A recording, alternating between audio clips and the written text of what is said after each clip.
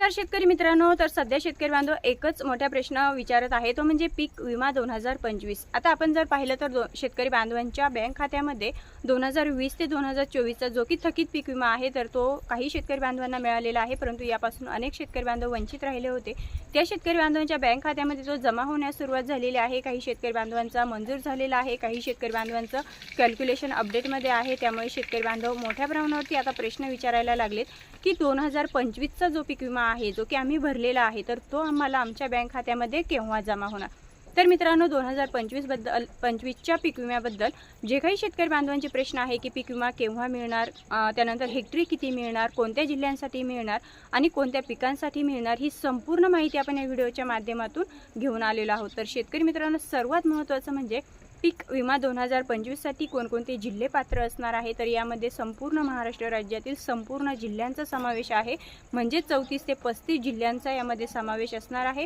संपूर्ण जिल्हे यासाठी पात्र आहेत, कारण आपण जर पाहिलं तर 2025मध्ये मोठ्या प्रमाणावरती शेतकरी बांधवांवरती संकट आलेलं आहे. पाऊस असेल, त्यानंतर गारपीट असेल, मुसळधार पावसामुळे पूर परिस्थिती निर्माण झाली. यामुळे शेती पिकांचं मोठ्या प्रमाणावरती नुकसान झालं आणि त्यामुळे संपूर्ण महाराष्ट्र राज्यातील संपूर्ण जिल्हे हे पीक विम्यासाठी पात्र ठरलेले आहेत.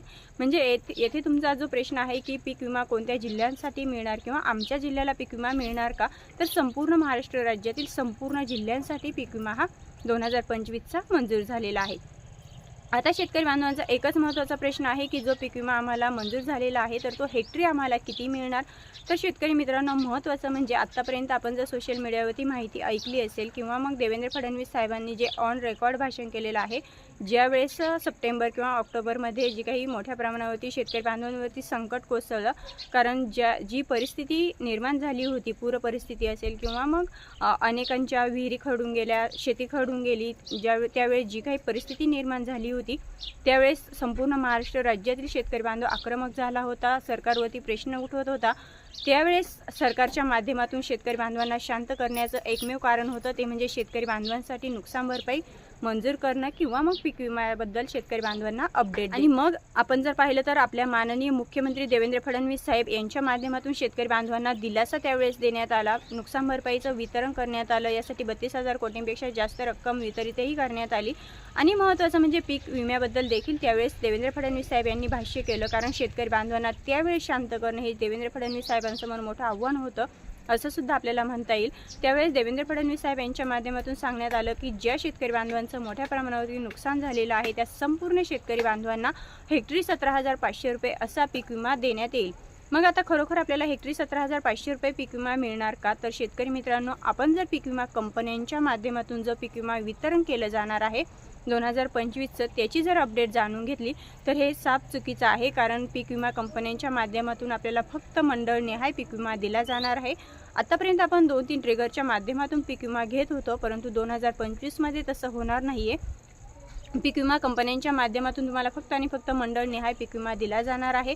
आता यामध्ये तुमचं 2025मध्ये किती प्रमाणामध्ये तुम्ही पीक विमा तुमचं नुकसान झालेलं आहे, म्हणजे तुमचं किती उत्पन्न निघालेलं आहे आणि त्या तुलनेमध्ये मागील 5 वर्षांमध्ये तुमचं किती नुकसान झालेलं आहे किंवा किती उत्पन्न निघालेलं आहे, यानुसार तुम्हाला 2025चा पीक विमा मिळणार आहे.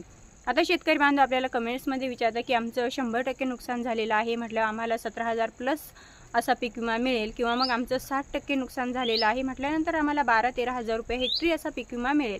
मग शेतकरी बांधव येथे चुकतात, कारण आपण जर पाहिलं तर देवेंद्र फडणवीस साहेब यांनी जरी सांगितलं असलं तरीसुद्धा पीक विमा कंपन्यांच्या माध्यमातून हे वितरण केलं जाणार आहे. त्यामुळे तुमच्या गावामध्ये जी काही मंडळे आहे त्या मंडळांना पीक विमा दिला जाणार आहे. एकंदरीत तुमचं मागील 5 वर्षांचं उत्पादन घेतलं जाईल, त्या उत्पादनामध्ये 2025मध्ये किती प्रमाणामध्ये घट आली संपूर्ण मंडळाची, त्याची आकडेवारी काढली जाईल आणि त्यानुसार संपूर्ण मंडळाला पीक विमा मंजूर केला जाईल. आता सपोज तुमच्या संपूर्ण मंडळाला जर 20,000 रुपये पीक विमा मिळाला, तर तुमच्या मंडळामध्ये किती शेतकरी बांधव आहे, त्या शेतकरी बांधवांमध्ये त्या पीक विम्याचं विभाजन केलं जाईल, त्याची आकडेवारी काढली जाईल आणि त्यानुसार तुम्हाला तो पीक विमा मिळणार आहे. म्हणजे वैयक्तिक कुठल्याही शेतकरी बांधवाला जरी तुमचं 80% नुकसान होऊ द्या, 90% होऊ द्या, 60% होऊ द्या, 100% होऊ द्या, तरीसुद्धा तुम्हाला त्याप्रमाणे पीक विमा हा मिळणार नाही. ही सर्वात मोठी पीक विम्यामध्ये शेतकरी बांधवांना आलेली अडचण 2025मधील आहे. आता शेतकरी बांधव विचारतात की नक्की शेतकरी बांधवांना पीक विमा केव्हा मिळणार. मित्रांनो, आपण जर पाहिलं तर 2025 कुठलाही पीक विमा असू दे, 2024चा असू दे, 23चा असू दे, खरं तर 2020 पासून पीक विमा पेंडिंग दाखवत आहे. काही शेतकरी बांधवांना याचं वितरण झालेलं आहे, परंतु अद्यापही पीक विमा 2020 पासूनचे प्रश्न उठवले जातात. आज जर आपण पाहिलं तर विधान भवनामध्ये आपल्या खासदार सुप्रिया सुळे यांच्या माध्यमातून पीक विम्यावरती प्रश्न उपस्थित करण्यात आले. त्यांच्या माध्यमातून जर असेच प्रश्न उपस्थित केले गेले तर मात्र नक्कीच शासनाला किंवा राज्य शासनाला पीक विम्यासंदर्भात हालचाली सुरू कराव्या लागतील आणि लवकरात लवकर शेतकरी बांधवांच्या प्रश्नांवरती उत्तर द्यावं लागेल. परंतु असं आपण जर पाहिलं तर शेतकरी बांधवांच्या प्रश्नांवरती कुठेही प्रश्न उठवले जात नाही, ही मोठी शोकांतिका आहे. आणि राज्य शासनाच्या माध्यमातून खरं शेतकरी बांधवांना अडथळा जर कुठे येत असेल पीक विमा वितरणासाठी तर ते आहे म्हणजे राज्य शासन. कारण राज्य शासनाच्या माध्यमातून पीक विमा कंपन्यांना निधी वितरित केला जाईल आणि त्यानंतर शेतकरी बांधवांना पीक विमा मंजूर केला जाईल किंवा त्यांच्या बँक खात्यामध्ये तो जमा केला जाईल.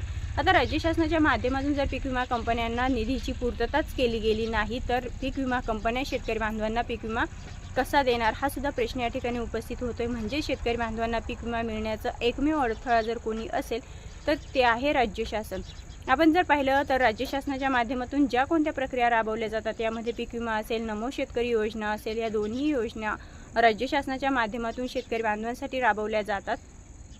परंतु पीक विमा आपल्याला डिसेंबर महिन्यामध्ये शेतकरी बांधवांच्या माध्यमातून जे काही नुकसान झालेलं आहे त्याचा डेटा हा सरकारकडे पाठवला जातो राज्य शासनाकडे आणि तो तसा 15 डिसेंबर नंतर पाठवला देखील गेलेला आहे. संपूर्ण महाराष्ट्र राज्यातील डेटा हा राज्य शासनाकडे गेलेला असताना सुद्धा त्यानंतर 21 दिवसाच्या आत शेतकरी बांधवांना पीक विमा देणं हे राज्य शासनाला बंधनकारक असतं किंवा मग तो मिळत असतो. परंतु आपण जर पाहिलं तर आता सध्या म्हणजे जानेवारी किंवा फेब्रुवारीमध्ये शेतकरी बांधवांना पीक विमा मिळणं आवश्यक होतं. आज जर आपण पाहिलं तर आज मार्च महिना चालू आहे, परंतु अद्यापही शेतकरी बांधवांना पीक विम्याची रक्कम ही त्यांच्या बँक खात्यामध्ये जमा होत नाही. एकमेव याचं कारण आहे ते म्हणजे राज्य शासनाच्या माध्यमातून शेतकरी बांधवांकडे केलेलं दुर्लक्ष.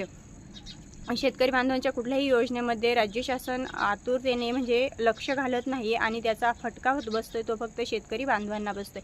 मित्रांनो, आता हे झालं पीक विमा मिळण्याची शेतकरी बांधव आतुरतेने वाट पाहत आहे. परंतु मित्रांनो, आपण जर शेतकरी बांधवांचे प्रश्न जाणून घेण्याचा प्रयत्न केला पीक विमा संदर्भात तर शेतकरी बांधव खूप सरकारवरती नाराज झालेले आपल्याला पाहायला भेटतात.